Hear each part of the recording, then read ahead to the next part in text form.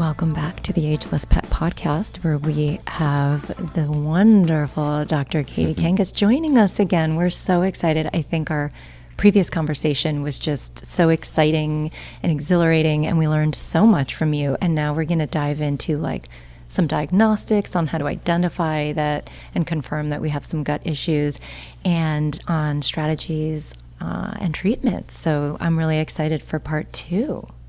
I can't wait. This is the crux of everything. So the first part was just our kind of introduction, so everyone understood what we were talking about. But now we got to go to how do we fix this? How do we help action your pet? items. I love it. This Right. exactly the solution piece. Right. I love it. Introducing, what to recognize and what symptoms, all go along with our discussion Right. is so perfect to start with.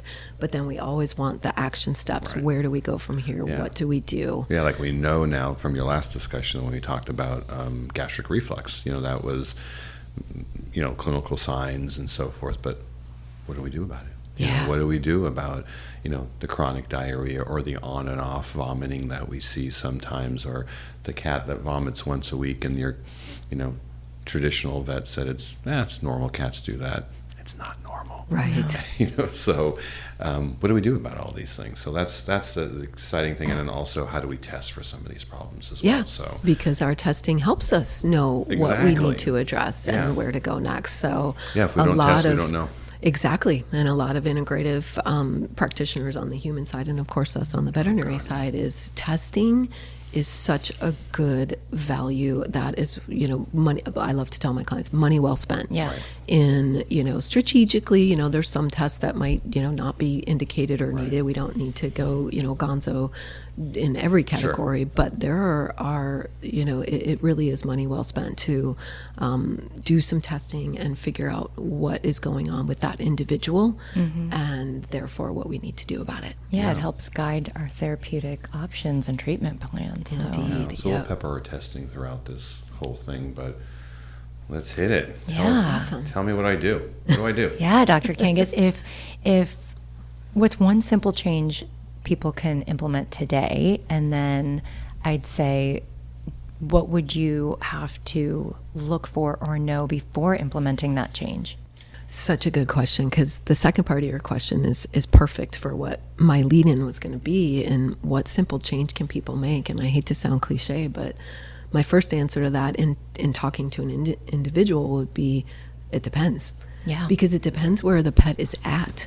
So, the starting point, exactly. And we made fun of, in my Chinese medicine training, Dr. Shea. Dr. Wei Shen Yes. Shea, is depends. that every single time a veterinary student would raise their hand to ask a question Right. about Chinese medicine or acupuncture, his lead in to the answer 100% of the time was, well, it depends. Yes. And the whole Exactly. class would erupt laughing.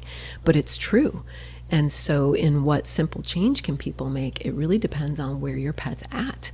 If they have a whole mess of symptoms or severe symptoms, then that simple change is going to be different than somebody who's healthy and you're just trying to, keep them healthy and be preventative. And then, your first step could be very different. So the way that I would answer that question is if we have a symptomatic pattern, if we have a chronic or even an acute screaming diarrhea, my first thing would be different than something else. In a standard situation, or what I would say is, even changing the diet. Right. If your pet doesn't have extreme symptoms, your first step might be changing the diet. That's a wonderful step. I mean, we know you can't out-supplement a bad diet. Right. So if they're eating heavily processed food and poor quality food and super high carbohydrate ratios, etc., then starting with a diet change is lovely. Yes. And, fantastic.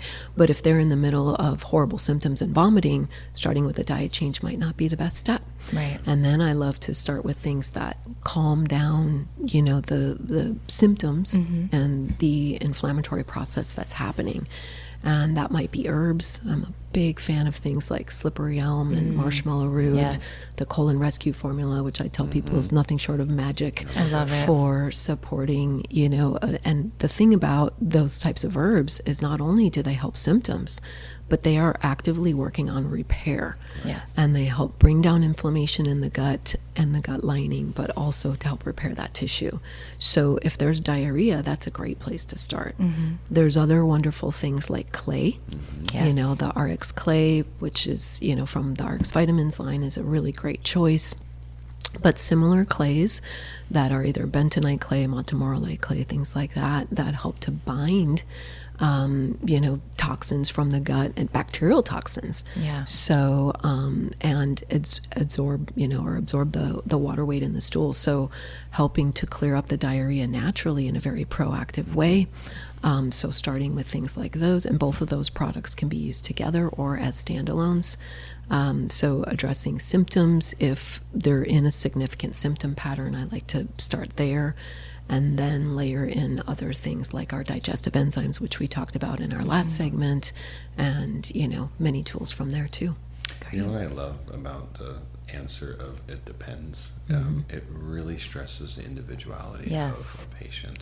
Indeed. And that's the reason why, in Chinese medicine we use it so much, because there are what we call pattern diagnoses. Yes.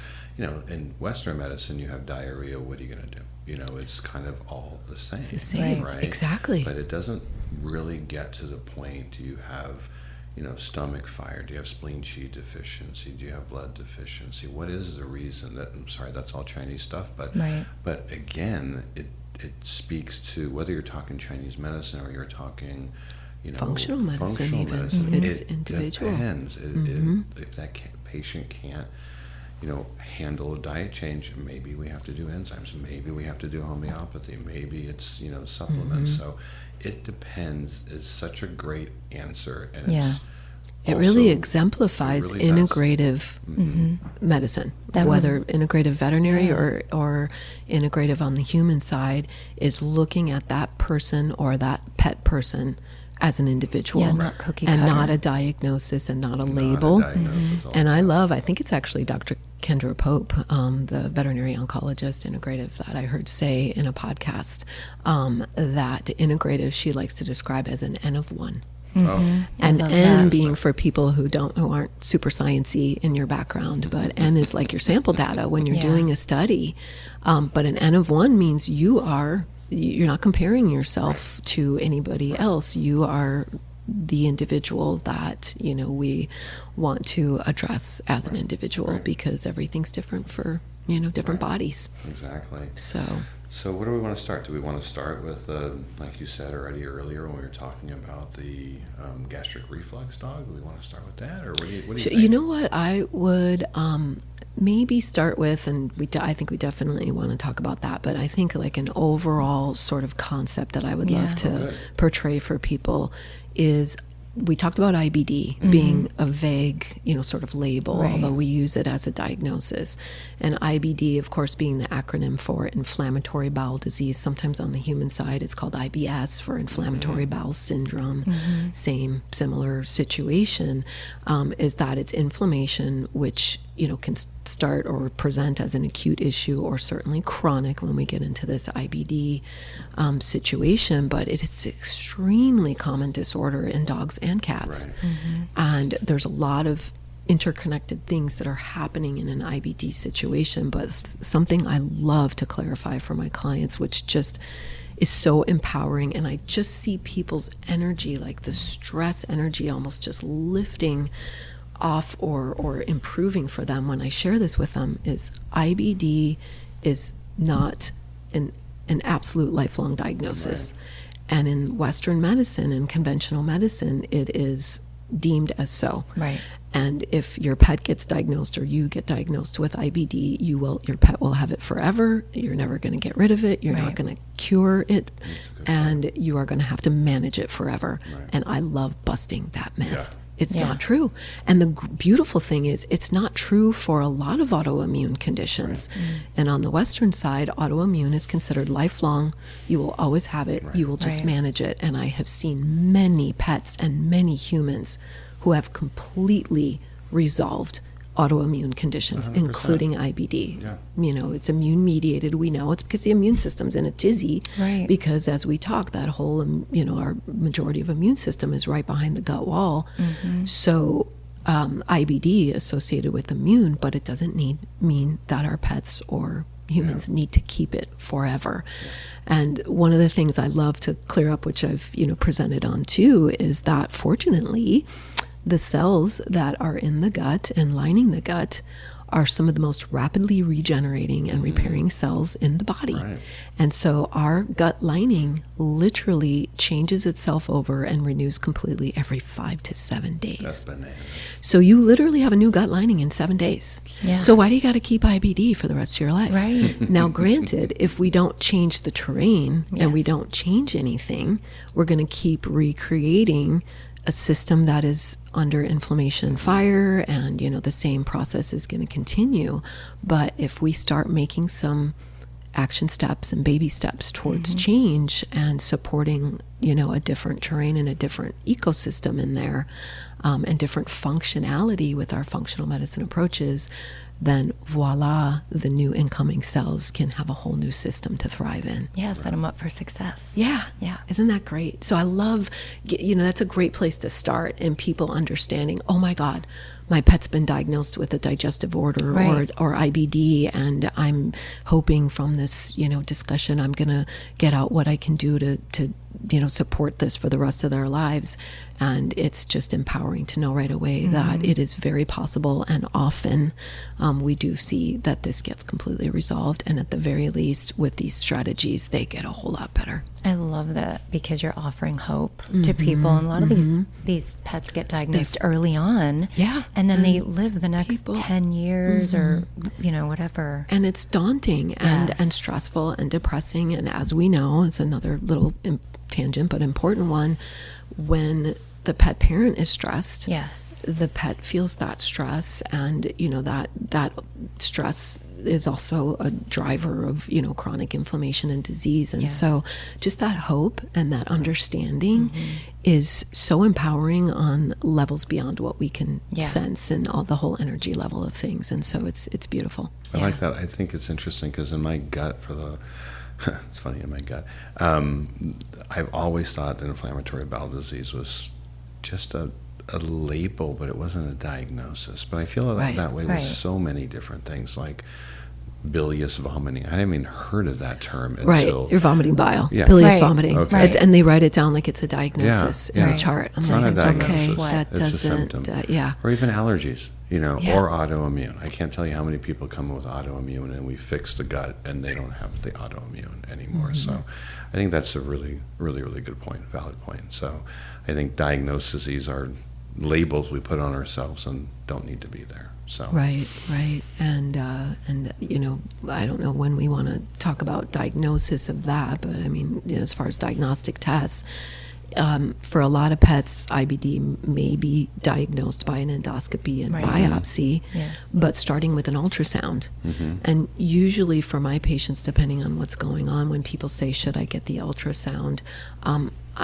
You know, they may not need that. There's so many steps we can take from an Right. integrative angle that if the symptoms aren't extreme or it hasn't been going on for an Right. extremely long time, I don't necessarily think every pet needs to go to an ultrasound. But I love to generally tell people that, you know, an ultrasound's non-invasive, you know, it's Right. pretty easy to do. We integrative people, we love more information. Yeah. Yes. So if we can get that information, see what the intestines look like, see what the gallbladder and the liver look like, etc., that's really helpful in Yeah. us, like you said, you know, deciding on our therapeutic strategies and our options. So I think that's great. However, when it comes to a biopsy, an endoscopy and a biopsy, I would never fault anybody from moving forward to that option, but it is more invasive. So then you're course. going in, you're taking a you know, tissue section or sections of the small intestine. And what I like to tell people is, unless they, you know, if they really want to go for that, absolutely, I would Right. support that. But if they are feeling trepidation about that or not really, you know, feeling the need to do that, I'm absolutely fine just getting the ultrasound Right. Yeah. and stopping there. I agree. Because I love to tell people that the value of a biopsy generally is discerning cancer from inflammation. Right, exactly. And sometimes you can't even. And I love explaining to people that integratively and holistically, whether you do the biopsy or not, we're gonna head into the same strategies, because it's all about supporting inflammation and resolution of that and repair of those tissues and get the digestive system working again. And no matter what, with an IBD diagnosis, with a biopsy, it comes back lymphocytic, plasmacytic, IBD. You It's always like, see the same and it's thing. not a it's these are the cells. Those Right. are the cells, the lymphocytes, Right. plasmacytes. Those are the reactive cells that are inflamed and showing this inflammation pattern. So people feel like they got this scientific diagnosis, and all it's saying is there's inflammation. It's like, we knew that. Right. Yeah. We already knew that. And it's nice for people to understand that chronic inflammation left unchecked can tip into cancer. I was just going to say that, like, it's not cancer today, but if we're not managing that inflammation, who knows It could that be next year. Exactly. And for a lot of times for cats, especially our feline friends, and cats, IBD is a big thing in kitties too. This conversation is just as important for cats as it is for dogs. But oftentimes, especially with cats, if an intestinal biopsy comes back, sometimes the pathologist, the histopathology report that we veterinarians get to see, is the pathologist will comment, well, there's advanced chronic inflammation here, might be cancer, can't really say, might be early cancer, might be just advanced inflammation. It's somewhere in between on that fine line. So I love to describe for people, there's a fine line sometimes between chronic inflammation and cancer. Very 100%. fine. So once cells have been altered and deranged and challenged for that long, then the body can't handle the mutations and the correction mechanisms it needs to do, because it's overwhelmed with dealing with this inflammation. And boom, now you got rogue cells that are cancer that are getting out of control. And so when it comes to diagnostics, for me and how I love to guide clients, is that I don't necessarily feel the need to rush into a biopsy, because we know there's inflammation in there. Right. And let's start with our strategies, and then see, how far we get. And the vast majority of the time, we're successful. I would agree with the vast majority of that. Like, if I see a kind of global mild to moderate, GI inflammation and, mucosal thickening, et cetera. But the one caveat, and I'm just saying this only because I don't want people to walk away with the idea that we never recommend a biopsy. Oh, absolutely. If I have a cat or a dog that has a segmental, there is one section of the gut that is markedly abnormal, like there's a 4 centimeter area or 2 centimeters. Yes. Biopsy that, because that is likely cancer as opposed to a global inflammation. Agreed. And that needs to get surgery, cut that bad boy out, and let's fix everything. And by the way, as an integrative and holistic, nothing against surgery. I mean, surgery can correct things. Yeah. And thank you for making that distinction, Carmine. I wholeheartedly agree. I know you do. Yeah. In that diffuse inflammation is very different. And that's why I love ultrasound. Right. Yeah. Because that imaging is so helpful in allowing us to see what's happening. And so if you have a localized area that is the issue, that can be a very different presentation and therefore decision-making process about the action steps than something that's just diffuse inflammation. And the other everywhere. point you said about an ultrasound, and we're talking about ultrasounds mainly because x-rays are not very good at really helping you too much with GI issues. But I mean, last episode we talked about the gallbladder, that sludgy gallbladder, that cololith, that area, or The what happened with mucocele, the yes. mucocele, or what's going on with the pancreas. Is there signs of chronic inflammation in the pancreas, or what's going on with that liver? Does that liver look messed up, or what's going on with those adrenal glands? Do you have bilateral adrenal issues? Do you have one huge adrenal gland? That might be Cushing. So it's just and then the intestinal loops, and they look at the intestine and say, the small intestine has, and then there's the sections of the small intestine, the And the duodenum, lymph nodes in the areas. the jejunum, the ileum, So and much value. we can see the thickened bowel loops or intestinal loops. That tells us there's inflammation, and we can even, the ultrasonographer or radiologist will comment mild thickening, moderate thickening, severe thickening. Yeah, they can take measurements. It's really, And I have a lot of, patients that come to me where I'm reading these reports and the people are like, oh my God, my pet has IBD, it's gonna have it lifelong, and I'm looking at the ultrasound and it's mild. Right. It's mild. I'm like, this is just mild. Like, you know, we can address this. By the way, to interrupt, do you know how many animals come in that don't have GI signs that have mild inflammation of the gut? Exactly. So many. I mean, and then do we get worked up about the dog has no clinical signs? Not that it's not a problem, but you know, the dog or the cat who has clinical signs, who has mild inflammation, versus the dog or the cat that doesn't have clinical signs. Now we're giving the dog who has clinical signs, the dog or a cat, a diagnosis of IBD, where the other one's not. So it's just a picture. It doesn't really mean anything. So it's just interesting. Such good context to be, you know, so what portraying. else do you like to do? So we know there's some imaging. What other kind of tests do you think are really important to look at everything? Yeah, thank you. Honestly, I love to start with a standard veterinary baseline. Yep. Yeah, I mean, I really think we're missing the beat if the pet has not had recent labs. Yes. And they're coming to me as, you know, a specialist and integrative practitioner. I want to start with the standard labs, because if we zero in, again, we know everything's connected. The body is an integrative whole. Right. And if we just zero, even though the gut is the foundation and the root of, you know, all chronic things, if we just zero in on the gut and start doing all these gut related tests without backing up and just doing a nice standard baseline, then we could be missing a lot of interconnected pieces that we really want to know about. So I love to start with the basic stuff that all Western conventional veterinarians are going to do, with a CBC, a chemistry profile, a thyroid level in there, at least a T4 if we can get more complete. I love that. And a urinalysis. And a lot of people forget about a urinalysis. I was just going to say, they feel like it's not important. Yeah, especially with, I mean, I shouldn't say especially, but I feel like to say especially with cats. Yes. But with dogs, equally important with dogs. It's so important. And so starting there is really golden to, you know, support the best, you know, timeline of figuring everything out for this pet and where to go next. And then into some imaging and such, as we talked about with the ultrasound. And then I love to do additional tests that maybe a lot of Western or conventional vets wouldn't be doing. And those would be tests that I'm big on testing nutrient deficiencies. So I really like to do the VDI, veterinary diagnostics test, with the vitamin D, cobalamin, which is B12, the folate, and the magnesium. Yes. And then I also like to do the omega-3 test. So those 5 nutrients, I tell people, you know, it'd be great if we could get a little more thorough and fancy with testing, you know, zinc and selenium and, you know, all this stuff. But we have 5 easily tested things on a blood test that are critically important to their health. And no matter what level of things are going on, severe, chronic, acute, you know, whatever, if these levels are low, they're affecting everything. Yes. And addressing those levels is an easy fix. We still want to get to the root of the issue and get to the point where the body's working better, where maybe these things don't have to be supplemented as much. But if the body's low in vitamin D, especially ultra low, oh my gosh, that's impacting the body's ability to be able to resolve inflammation. So, and I'll just go into this because I think it's so worth noting for everyone, is that most people understand that low vitamin D levels are an issue because we're more susceptible to infection. Our pets are too.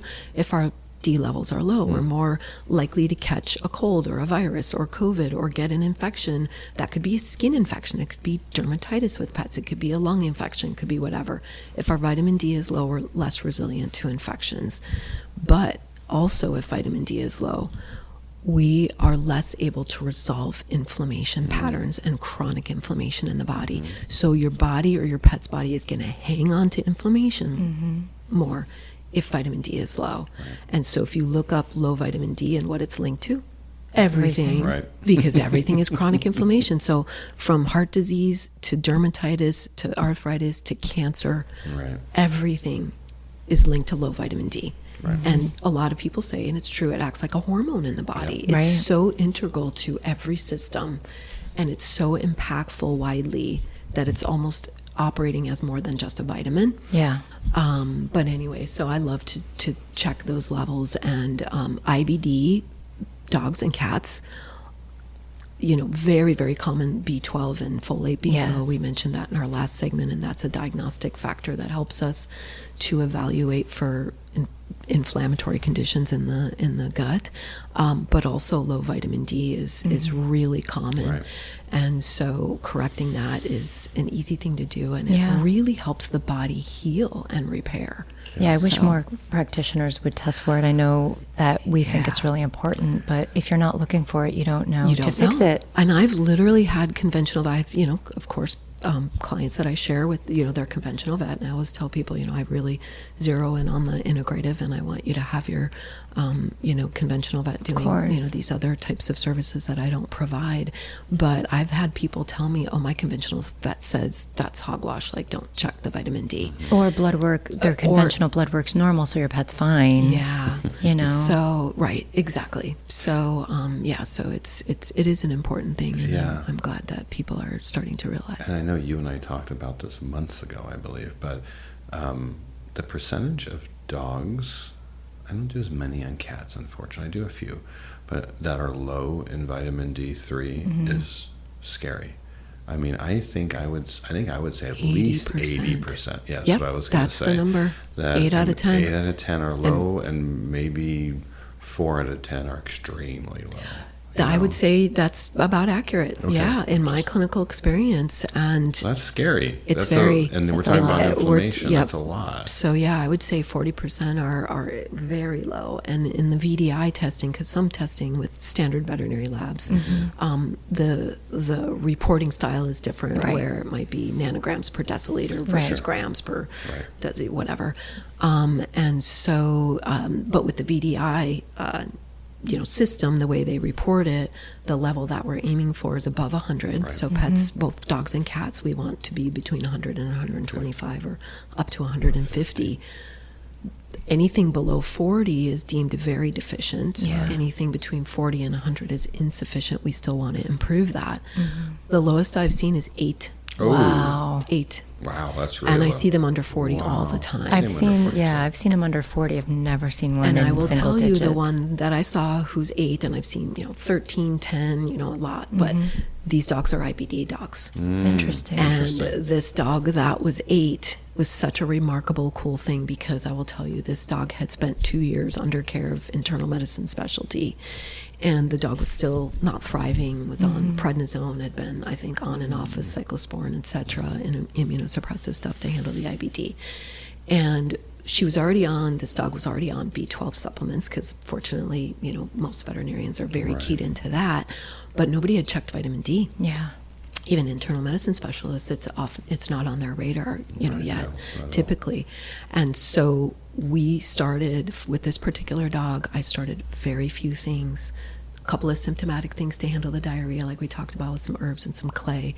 And I tested the vitamin D, and the vitamin D was 8. So we started vitamin D, and then we started digestive enzymes. That's it. Right. Like those couple of things. Within a month, this was a whole new dog. And when I met the dog was emaciated. The dog was very underweight, and the dog was super, low energy. I mean, almost lethargic, but definitely low energy. And when she came in like a month later for her recheck, the dog's bouncing around and, gained weight and all this stuff.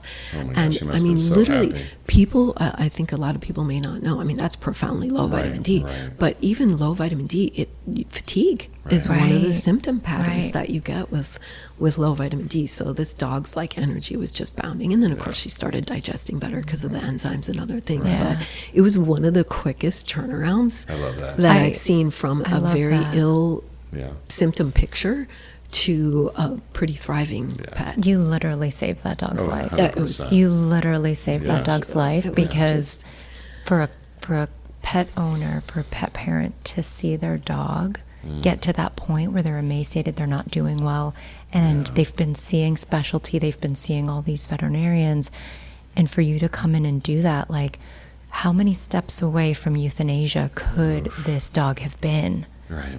with that simple change, because you looked for it? Yeah. That's it. You looked for it. Yeah. Thank you. I had a Of very- course. course. It's so Yeah, profound. it's so cool. I had a similar one with an EPI dog, like extreme pancreatic insufficiency, where I went to their normal vet and they kept giving it, probiotics and probiotics, antibiotics, a bunch of different things for the diarrhea, clay, and whatever. It wasn't actually just a purely Western vet, but no one tested the TLI, PLI, and it was so off, and the dog was emaciated, and all we did was supplement the enzymes. The enzymes, That's yeah, it. Magic. But a simple Magic. test, and it's Simple just test. it's just the understanding and the context, a clinical context, to know that that test is useful, Right. Yes. and just putting it into place. Yeah, we don't test, we don't know. Exactly. Diagnostics are so important, especially when our patients cannot verbalize. They communicate, but they can't verbalize. Diagnostics just become so crucial. Yes. I was going to ask you this question because I have a number in my head and I want to see what your number is. But all of us here do a lot of omega-3 testing. And I would also say, and I haven't asked you guys this, that probably the vast majority of our patients are coming in on omega-3s. Yes. Yep. And what would you say the percentage of dogs who are Low in omega-3? Yeah. 90%. Yep. 90%. I was going to be nice and I've say been- 80%. I've I was been going to say testing. 85. Oh, look at us. Okay, we are so in alignment. We're all in agreement. I mean, that's all very It's crazy close. though because they're already on the supplement. yeah. But we're not looking to see if the therapeutic level's there. Yeah. Right. And as we talked about in our omega supplement, the dosing is so variable because you're going to dose this for this condition and this for this. But ultimately, if you're not testing and looking for it, you don't Right. know if you have to increase that or Yeah. not. Yep. It's so cool. It's Agreed. something I never tested It's- for up until 2 years ago, and I feel so stupid Same. for not having done Yeah, that. and so. I've been routinely testing for just a little bit longer, maybe 3 years, Yeah. but I have seen, I test almost all of my patients, as long as people They are can do willing. it. Every single one of my patients gets tested, so I have definitely routinely seen that 9 out of 10 pets are low in Yeah, omega-3. I will say, and I agree with you as far as the minimum database being blood work, CPC, chemistry, thyroid, urine. But for my patients who really want to take a deep dive, I think the VDI, vitamin D, Yeah.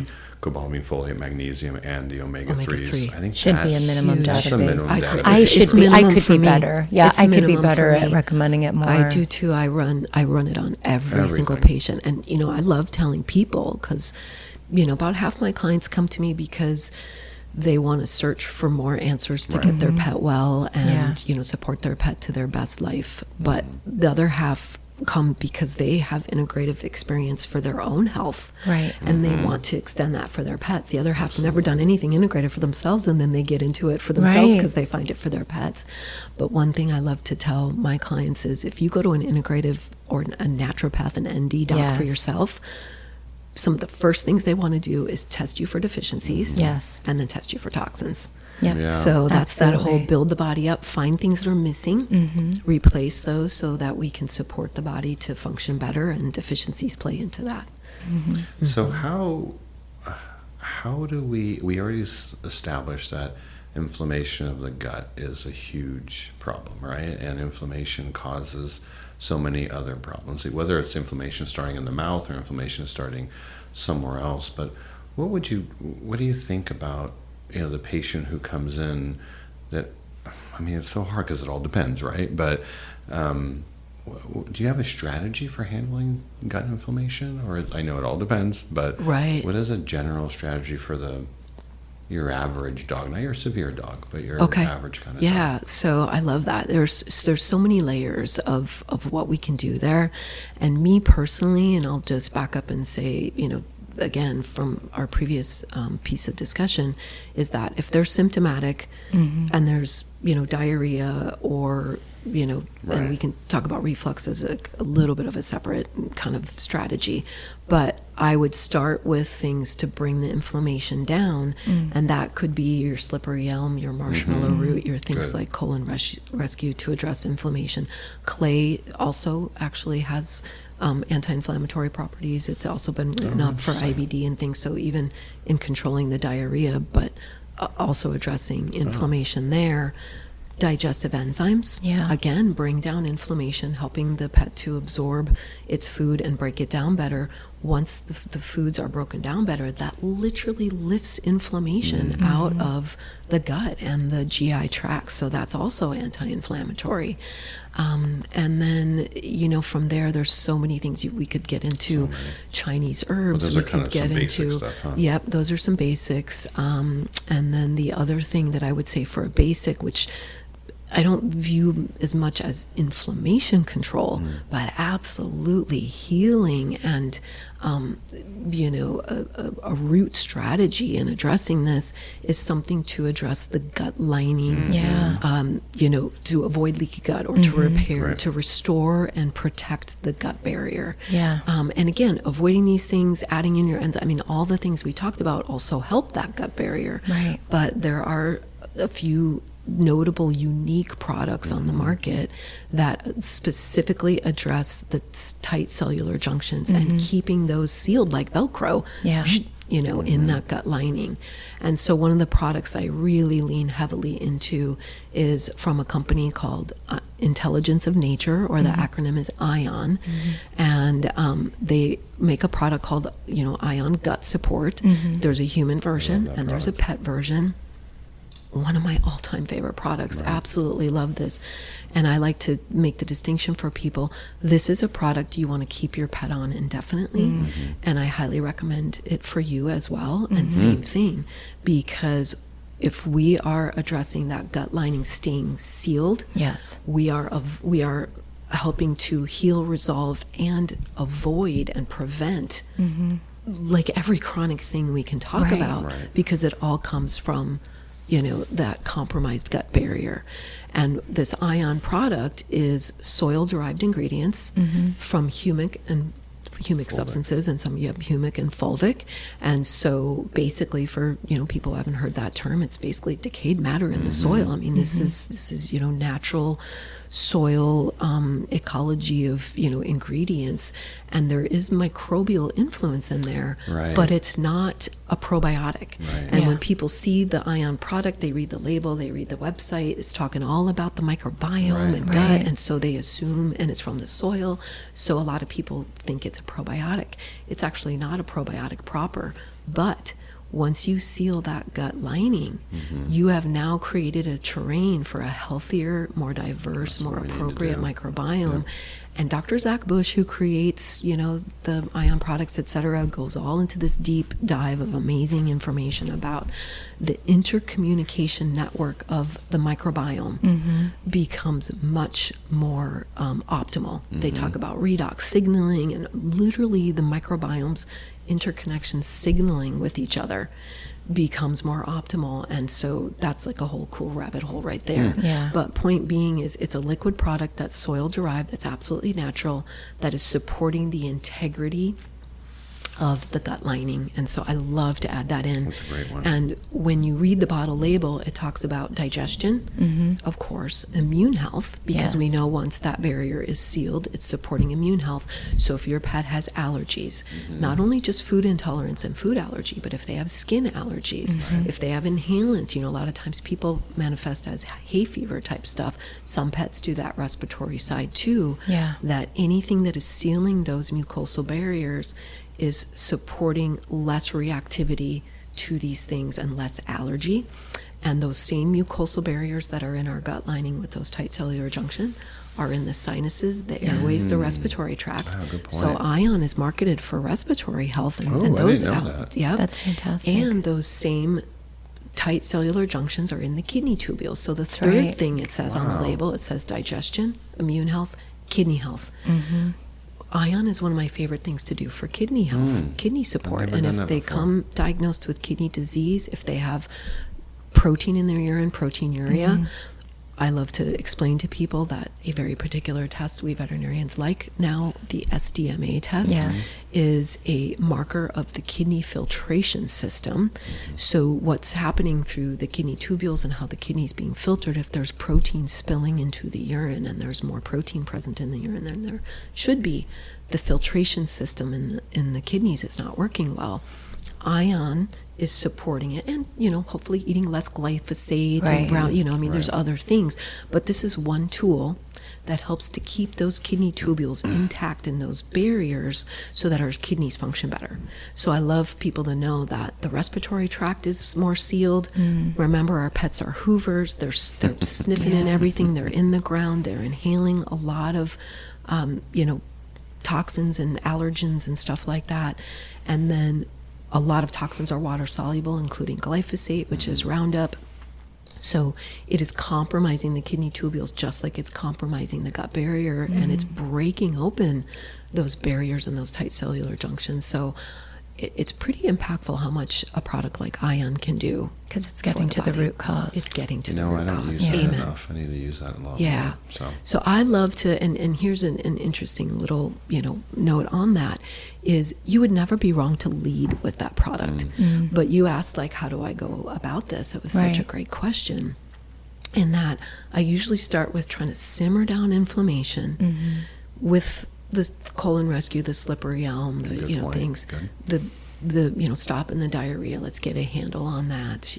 The clay, if we need it, etc. Digestive enzymes, get some inflammation down, get things digesting. Ion is oftentimes like the fourth, like after those, the fourth thing I might, because I just like to get that inflammation down and then start repairing that barrier. And you wouldn't be wrong to go in the other, order, but that's an order that's worked well for my patients, where I kind of move that in, and each thing, almost all things, I have people start at quarter to a half a dose, then go to your, over a couple of weeks, go to your full dose. I do the same with Ion. I usually start at a quarter dose, go to half a dose, and then go to the full dose. For pets, it's twice a day. It doesn't matter how it gets in. You can put it in the food. You could put it in bone broth, raw goat milk. You can put it right in the mouth. Doesn't matter. It's super easy. Does your... It tastes like water. Oh, okay. Yeah. Does your protocol, and I'm sure with Chinese medicine it does, so I'm sure it does for you, but when you have a dog that has a lot of mucus versus blood versus, how do you make the distinction on how you're going to approach that if there's different types of diarrhea? Because That is so good. is it like an excess or a deficiency, and then how do you target that? Yeah, that's such a great question. Colon Rescue, the ingredients in that particular formula from Animal Essentials, and it comes in a liquid or a powdered form, and I use the liquid most frequently, but those are good for mucus in the stool too. Those herbal components. Clay is also really good. And then there are other nutritive things. I mean, there's even some standard process products. Okra pepsin, or okra, is actually good at mucus in the intestinal walls, etc. So there are definitely a lot of different, very worthy options and tools that you could bring in. So what I was going to say too is with blood, since you're saying different. So when there's blood in the stool, just defining that for people, we veterinarians would term that colitis. Yes. And colitis, again, itis is just inflammation. So inflammation of the colon, if pet parents are seeing blood, visible red blood, that means the colon is irritated enough on the inner lining of the colon. There's inflammation or itis, that the colon's easily bleeding, and that there's blood coming out with the stool, as opposed to if the small intestine is bleeding farther up, then we call those usually dark tarry stools. Correct, where it looks more black, because blood that's come out in the small intestine, by the time it makes it out into the the poop being defecated, then it's showing up darker. But all of those are signs of inflammation and irritation, and those herbs in Colon Rescue, or even in the clay and such, are good for blood or mucus. Great. But I love, and the thing that I like to give people as a distinction between the herbal, like slippery elm, marshmallow, and clay, is that I see that there's no wrong to them ever. Yeah. Like, I love to say, if there's diarrhea, I would bust out the Colon Rescue or the clay, or both. Yeah. I would always go I to always that. have There's them in my no- cabinet. like there's no downside or negative to it. But the little bit of distinction, you can use them together or standalone. But I see colon rescue, or those herbs, slippery elm, marshmallow, as more reparative. Yes. They're reparative, so they're repairing the tissue, bringing the inflammation down, but also helping with symptoms. Clay is an awesome symptom go-to. Yeah. Like, let's just get that diet. Your dog's got liquidy diarrhea, and nobody likes to deal with that all over the house, and, you know, all the stress of that. Like, clay is going to move in and get that, bind it up and get it.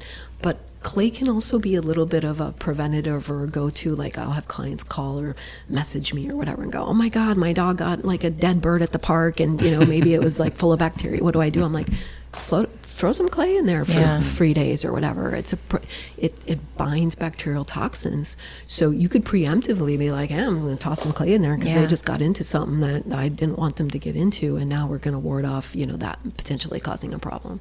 So some of those things can be handy little, you know, I love that. options too. Yeah. But you don't have to give clay, or tell me if you do. I've never given it away from other stuff. Like, Oh, I'm glad you brought that up. Yeah. Because that's kind of a debate too, Right. is that a lot of people are concerned that clay, because it is a binder, Right. that it will Kinda bind like with psyllium nutrients or too, bind right? supplements.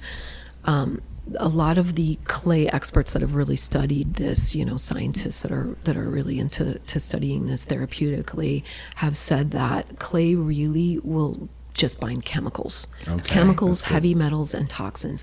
So it is not necessary to give these types of clay, medicinal clays, apart from supplements. It's Good. not binding the food. It's different than activated charcoal. Yes, So that's that's a good thing to know. Activated charcoal literally is binding in the stomach. So you might, you know, bind up some of the nutrient. You don't want to take activated charcoal forever. Right. Because you could be losing some stuff that you want to actually absorb. But clay is acting farther down, Right. you know, in the large intestine.